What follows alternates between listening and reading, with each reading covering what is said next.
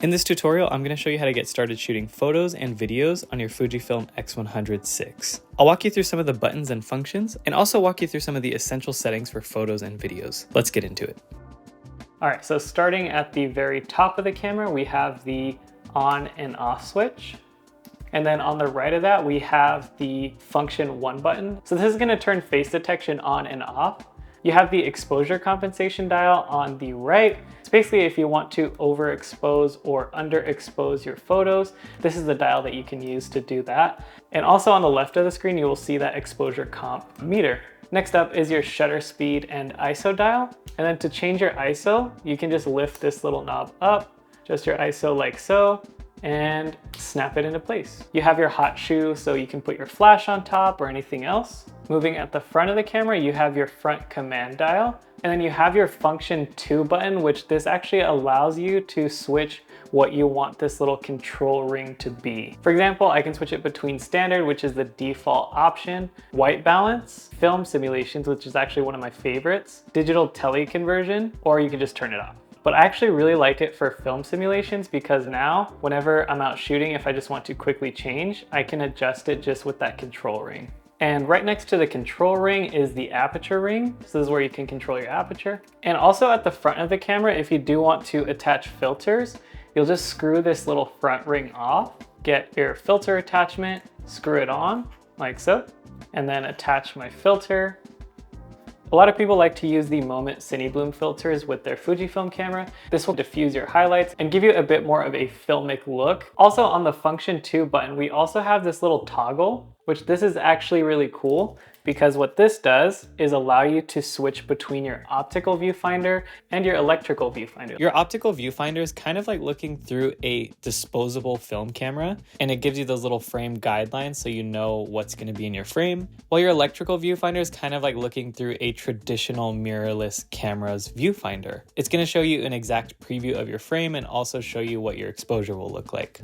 On the left of your camera, you will see your focus modes. So you have manual focus, and now your control ring will be turned into a manual focusing ring. And you can click in this little dial to zoom in. And we also have continuous and single autofocus. So a great use case for continuous is if you're shooting moving objects, and single autofocus if you're shooting something just like portraits. On the left of the camera, we have our viewfinder and our diopter for adjusting the focus of that. And also here's the sensor for your eye. So basically once you put your face up to the sensor, it will know that you're using the viewfinder. At the top of the camera, we have the drive mode / delete button. So once you press that, you can just go and now you can shoot a still image. If you want to do a high speed burst or a low speed burst, ISO bracketing, white balance bracketing, focus bracketing, dynamic range bracketing, film simulation, and auto exposure bracketing. Finishing down the line, you have HDR, you have multiple exposure mode, and you can actually go in and change the composite. You have advanced, so you can shoot in a panorama or advanced filter. And then lastly, you have movie mode. So if you want to switch to video, you can just switch to movie mode. Next up is our exposure and focus lock button. And then on the right, we have the rear command dial, which this controls the shutter speed. On the Fujifilm website, this is called the focus stick, which that is because it adjusts your focus point. But this is also just a good general use joystick when you're cruising through the menus. We have the menu OK button, which this is going to take you to the menus. And once you find your setting and you like it, just click OK and you're good. Or you can click the little thumbstick in. We have our playback right here. Click that, and this will show you your photos and videos. We have our display / back button. You click that and you can actually change the different displays on your Fujifilm camera. And right here, we have the quick menu button.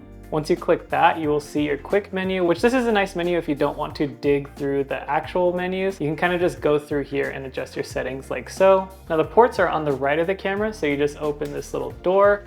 And as you can see, we have our micro HDMI, USB-C if you want to charge or connect your camera to a computer, and a 2.5mm jack, which works as a flash sync and also for microphones. Lastly, moving to the bottom of the camera, we have our battery and also our SD card slot. And that is all the buttons on your Fujifilm X100VI. Now let's go over the camera menu system for photos. I'm not gonna go into every single menu and sub-menu, but I will show you some of the core photo settings that will affect your quality and your shooting experience. So let's get into it. Okay, so the first thing we're gonna do is hit the little menu button on the right, click that. Now I'll just walk you down the line of all the main menus real quick. So we have the image quality setting, the autofocus manual focus setting, shooting setting, flash, movie setting, the overall setup. This is where you can go in and customize your buttons or look into your power management or your screen setup, your network settings. So this is for all of your wireless connections and stuff like that. My menu, which is actually really cool. Now I'll go into some of these sub menus. So the first thing I want to look at for photos is the image size. So this is where you can go in and select your resolution and the size of your shot. I'm always gonna recommend using 3:2. This is gonna give you the full height and width of the sensor. It's not gonna digitally crop anything. So this is gonna give you the highest resolution. Next up is the image quality. So you have fine, normal, fine plus raw, and normal plus raw, which both of these are gonna shoot a JPEG and a raw, and then you can also just shoot raw.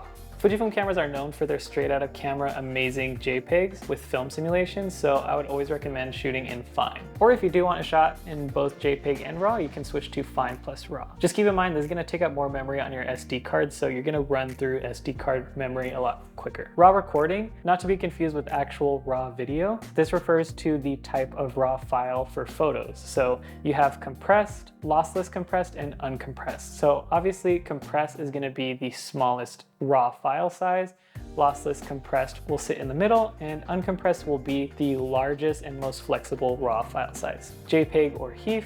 HEIF is going to give you a smaller file but less compatible. I always recommend shooting JPEG. Film simulation you can change in the menu, but it's actually easier just to either use the focus ring to switch your film simulations or the quick setting. You can just go there and adjust like so. And then going down, you can even customize how you want your film simulations to look with grain, color chrome effect, all these really cool ways just to customize your film simulations and your overall image quality. High ISO noise reduction, I always just recommend turning that all the way down. In-camera noise reduction tends to look a bit digital. It's better just to have it turned all the way down to 3 and add it in post if you really need it. Focus area refers to what areas you want to be in focus. Basically, like it's gonna prioritize focus right here. So what you can do though, if you do want a specific focus area, use this little wheel, the rear command dial on the back, and now you can actually make the focus area however you like. AF mode, so again, if you want to do single point, zone, wide tracking, or all. Next up is the AFC custom settings, so the continuous custom settings. They have a photo example of basically what different mode you want to be in. So personally, I would stay in multi-purpose. I'm not shooting anything crazy specific, so I just feel like multi-purpose is the best for majority of use cases. And under AF point display, so basically if you want to see what points it's going to be prioritizing the focus, you can turn that on. And right now I am in zone, and this is my focus area, that box. So when I go here, you're gonna see that little box right there. I go down to face and eye detection. So this is pretty cool because you can actually select if you want your left eye, right eye, auto eye, or it off. So I would just put it on auto eye, and now it'll have that on. And if you do need to disable it, say if you're shooting like a subject and you don't want it to be like locked onto an eyeball, again, click the function button on the top and you can turn it on or off. Subject detection setting, I wouldn't use it in the main menu. You can actually go into the quick menu by pressing the little Q button on the right. And now right here where it says subject detection setting, you can adjust whichever subject you'd like to shoot. And obviously once you turn it on something that's not a human, it's gonna turn your face and eye detection off automatically. But once you turn your face and eye detection back on, it's gonna be off. Next cool feature is MF Assist. So if you do want to do manual focus, you can go into here and you have a couple different options. If you do want a film camera rangefinder style focus, you can do digital split image, and you can do color. Turn your switch on the left of the camera to manual. And now you'll see this black box in the frame. So right now you'll see these lines, and now you can actually pull focus, and then you can line up your image, and that's how you know you're in focus. Now touchscreen mode is actually cool. The default setting is touch shooting, which you can tap the screen and it'll take an image. Next up is photometry, which is more widely known as your metering. And if you're using any form of auto exposure, whether you're doing like aperture priority, shutter priority, or automatic ISO, this is something you'll want to consider. Shutter type, this is when you can switch between mechanical, electric, or mechanical and electric. I choose to do mechanical shutter for the most part, but if you want to do electric shutter, this will actually boost the max shutter speed you can raise it to. Next is conversion lens. If you're using one of the front attachment elements, say the wide or the tele, you can just turn that on and it'll give you some correction. Digital tele conversion, this is going to digitally crop in on your sensor and it'll basically give you a 50mm equivalent or a 70mm equivalent. Now real quick, a faster way to do that without digging into the menu is actually pressing the function button on the front of the camera. Press that, switch to tele conversion, and now you can use your camera's front ring to switch between your different tele conversions. Super quick, super easy. So auto mode while taking photos is definitely very helpful, especially if you're just out and shooting for fun. But for video, I would highly recommend shooting in the manual mode. I'm gonna just get you set up real quick and show you my ideal settings while out shooting videos. So the first thing we're gonna do is wanna make sure that your aperture ring, your shutter ring, and your ISO, you're gonna wanna make sure that you're not on the A, which stands for auto mode. Next, you're gonna want to go into the quick menu, and you can see that you will be shooting in manual mode. Next up, we have our movie resolution mode. If you want the most resolution, you can shoot in 6.2K. In my opinion, the sweet spot for this camera is 4K because the 6.2K will give you a little bit of a crop. Next, I'm gonna go to my frame rate and I wanna shoot in 24 frames per second because that's the cinematic frame rate. My white balance, I'm gonna make sure that I am in Kelvin. And right now I'm shooting in daylight, so I'm gonna have my Kelvin at 5600 degrees. That's the ideal white balance temperature for shooting outdoors. I'm gonna wanna turn on my IBIS because I do want some stable footage. I'm gonna wanna have my face and eye detection on if I am shooting any subjects. Next up, a couple more things. In the main screen, I'm gonna press that little movie icon and now I have optimized controls so I can adjust my shutter speed, f-stop, ISO, mic level adjustments, and everything else within this little screen now.